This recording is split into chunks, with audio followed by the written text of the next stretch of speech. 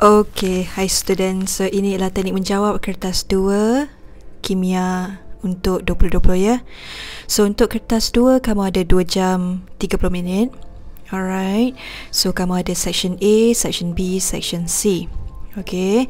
So section B ni kamu ada 2 soalan, kamu jawab 1. Section C pun sama juga, kamu ada 2 soalan, jawab 1. Jumlah ialah 100. So jom kita start dulu dengan kertas section A. So untuk section A kamu ada 60 markah yang kamu kena jawab semua sekali soalan-soalan kat situ. So kalau teacher jadi kamu, teacher akan pastikan teacher boleh jawab soalan yang diberikan. Kenapa teacher cakap pasal benda ni? Sebab kamu ada analisis per topik. So bila analisis per topik, kamu boleh tahu soalan yang keluar dari exam. So tolong pastikan jangan pakai kawasan belah kiri tu ya. Itu ialah untuk guru pemeriksa. Tolong tengok markah. Markah tu sangat-sangat penting.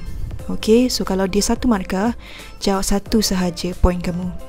Okey, seperti kamu nampak dekat situ ada banyak permintaan untuk tulis formula, tulis persamaan kimia. Okey, so ini ialah soalan nombor 2 yang kamu nampak dalam bab akhir sekali. Bahan kimia dalam industri, kalau tak silap cikgu. Okay, again benda yang sama, benda yang kamu nak kena hafal kan. So kalau teacher jadi kamu, teacher akan tengok kepada soalan dalam buku topical. So tengok markah dan tengok soalan dia. So soalan tu direct untuk bahagian A. Alright, so tengok kat situ, kamu nampak markah dia dan kat situ jawapan dia. So 1, 2, 3 dah siap. Tulis persamaan kimia mesti 2 markah. Pengiraan kadang-kadang 1, kadang 2, kadang 3, kadang 4. Jumlah kat situ dah 9 dia. Ini soalan nombor 3. Kalau kamu nampak dekat situ, ini ialah untuk jadual berkala. So soalan ni teacher harap kamu dapat full mark sebab soalan dia berulang benda yang sama. Cuma dia pakai huruf yang berbeza sahaja. See? Tulis persamaan kimia, markah dia ialah 2. So kalau kamu lemah bahagian tulis persamaan kimia, pastikan kamu praktis dahulu sebelum nak exam trial dan juga SPM. Lepas kamu dah hampir dan kamu hafal. So ini adalah termokimia. Again, soalan yang hampir sama dengan yang kamu dapat. Ini ialah untuk penyesaran. Dan markah dia seperti yang kamu nampak dekat situ. So ingat, kamu just kena praktis dengan analisis per topik. Dan kamu akan nampak soalan dia berulang benda yang sama. Okey, markah kat situ 4 untuk pengiraan. So pastikan kamu mahir bahagian pengiraan.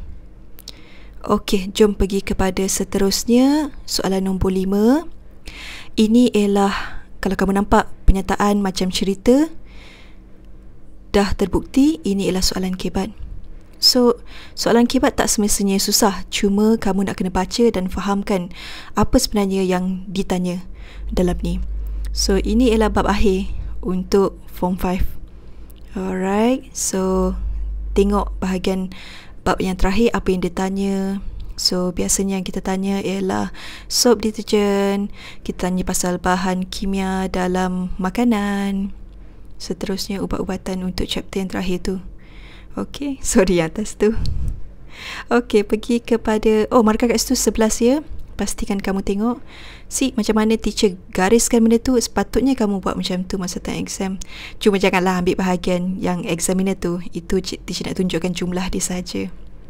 Soalan nombor 6. Okay, so ini ialah penetralan. So penetralan titration. So again soalan yang sama ditanya dalam exam. So description ataupun huraikan tu pastikan kamu biasa dengan bahasa kamu ya. Okay, so ini ialah pendetetan ataupun titration untuk penetralan. Alright. Dan phenolphthalein, kalau kamu dah biasa jumpa soalan ni, kamu dah tahu dah jawapan dia apa. Alright, tu ialah calculation dan perbandingan. Kat sini teacher rasa kamu dah tahulah asid kuat dengan asid lemah. Soalan yang ditanya benda yang sama. Okey, so sekarang kita berada di dalam bahagian B. Markah dia ialah 20, ada 2 soalan. Now teacher nak tunjukkan pada kamu soalan dia, kamu kena pilih 1. Biasanya ialah 1 soalan form 4 dan satu lagi ialah soalan form 5. Tapi dalam kes ni, kalau kamu perasan, untuk bahagian B ni dia bagi redox iaitu form 5 punya. Dan bila kamu tengok kat bahagian sini, masa dengan kadar tindak balas lah sebenarnya. So ini pun form 5 juga. So boleh jadi macam tu ya, tiba-tiba dua chapter form 5 kita tanya dalam bahagian B, dan seterusnya untuk bahagian C kita tanya untuk soalan form 4 pula. So seperti yang kamu nampak kat situ, teacher tunjukkan markah dia, macam mana cara nak dapatkan markah untuk bahagian tu. So ini soalan kebat, markah dia ialah 6, bagi 6 poin untuk kamu dapat 6 terus kat situ. Seterusnya kamu nampak dekat bahagian sini, biasanya kita ada comparison, kita ada dua eksperimen. Okey, soalan ni soalan yang biasanya kita tanya dalam exam. So daripada situ kamu akan dapat 10 markah. So bila dapat 10 markah, kamu tengok soalan dia. So kat situ kamu nampak dia kata cadangkan larutan X dengan Y, 2 markah selesai. Bahan yang dioksidakan 2 markah, setengah persamaan tu kedua-duanya 2 markah, dan pengoksidaan penurunan ejen dia 2 akan jadi total dia ialah 10. So biasakan supaya kamu senang untuk dapat markah sini. Untuk soalan 8 ni pun sama juga. Okey, kamu nak kena lukiskan, lakarkan graf untuk 3 eksperimen dalam graf yang sama. So kamu nak kena tengoklah perbandingan antara dia.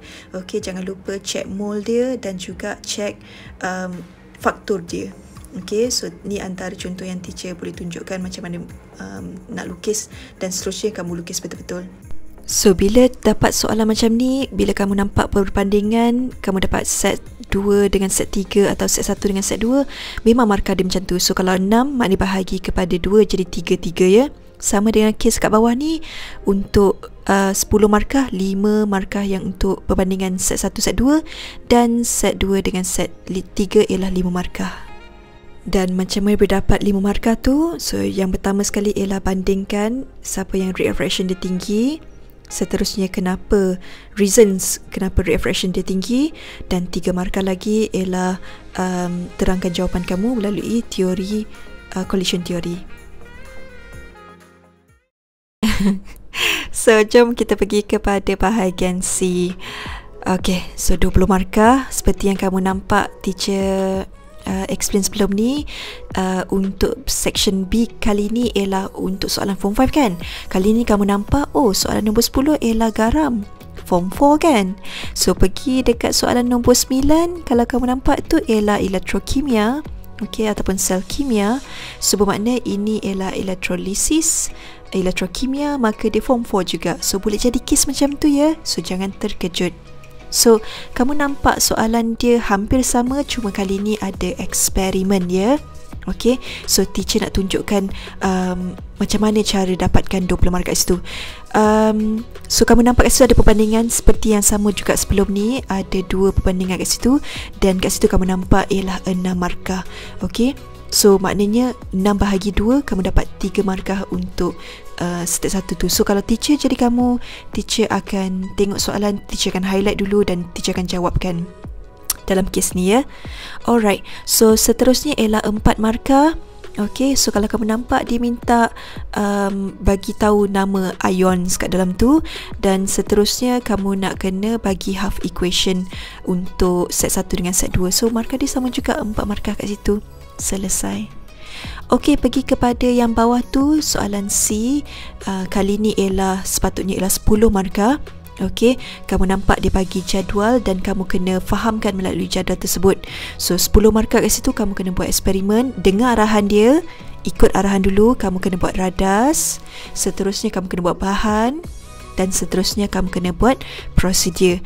Okey, radas bahan 1 markah. Seterusnya prosedur ialah 4 markah. Seterusnya ialah langkah berjaga-jaga 1 markah. Seterusnya dekat situ kamu kena cadangkan A, B, C, dan juga kamu kena susunkan dia. So itu ialah another 4 marks. Maknanya total dia ialah 10 markah. Okay, so kalau kau nampak direct kat situ macam mana pemarkahan dia. Sama dalam kes ni, soalan nombor 10 kat sini 6 markah, minta cadangan kat situ. Okey, persamaan chemical test kat situ. Okey, ikut arahan saja. So 6 bahagi dengan 2 dan kamu akan dapat 3 markah dan 3 markah kat situ. Sama je kes kat bawah ni, ion equation 2 markah 2 markah. Okay, so untuk soalan ni 10 markah juga, kamu kena buat eksperimen. Now, apa-apa pun kamu kena baca betul, itu ialah penitratan dan eksperimen dia ialah penetralan yang biasa ya. Kamu kena cadangkan asid dengan alkali 2 markah, bahan, radas 1 markah 1 markah, prosedur 4 markah, langkah berjaga-jaga 1 markah. Okey, jika kamu tak yakin untuk dapat markah penuh kat situ, kamu boleh lukis gambar rajah 2 markah bersama label. Seperti kamu nampak tadi teacher tuliskan persamaan kimia kan. Persamaan kimia kalau dia minta baru kamu dapat markah. Jika tak, kamu tak ada markah daripada situ. Okey, so jangan lupa kita ada bagi periodic table dekat bawah tu. Okey, cukup sampai sini. Teacher harap kamu belajar sesuatu daripada teknik menjawab kertas 2 ni ya. Teacher berbincang dengan Cikgu Nurhaida untuk tips dengan teknik menjawab kat sini. So good luck ya. Bye.